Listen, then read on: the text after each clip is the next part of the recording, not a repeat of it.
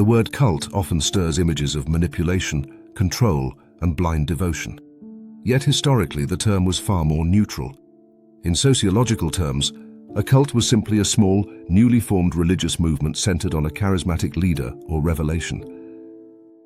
By that definition, the early followers of Jesus were indeed a cult within the Jewish world of the first century, a radical, apocalyptic sect proclaiming a risen Messiah. Over time, as Christianity spread, codified its theology, and built institutions, it evolved from movement to religion, from cultus to church. But the transformation from cult to orthodoxy is not a one-way street.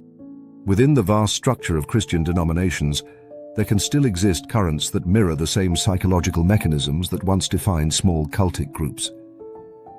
These mechanisms are not primarily theological, they are psychological and social.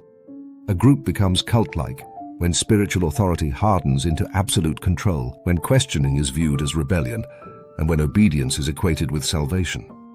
Orthodoxy, in its best sense, preserves truth through continuity and shared wisdom. Cultic systems, by contrast, enforce truth through fear and dependency. Yet the two can appear strikingly similar from the outside. Both claim exclusive truth, both define sacred boundaries, and both demand loyalty. The difference lies not in structure, but in spirit. Orthodoxy guides the conscience toward freedom in truth. A cult subverts the conscience and replaces it with external authority. History offers warnings.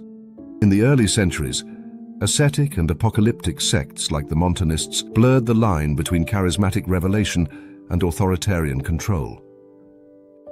During the Middle Ages, certain heretical movements, such as the Cathars, developed rigid purity codes that mirrored the dogmatic severity they opposed.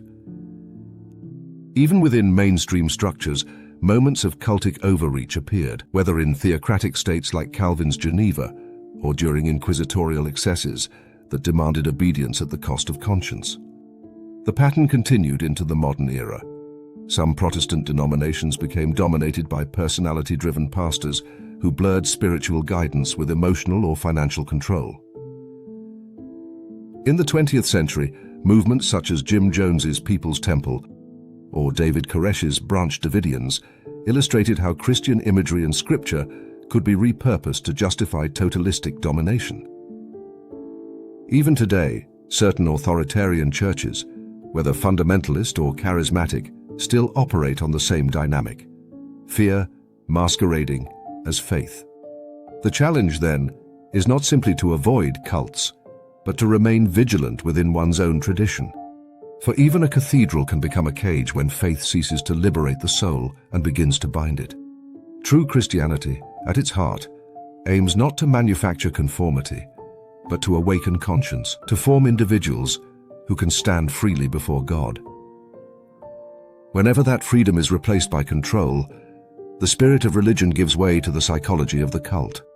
Thank you for watching.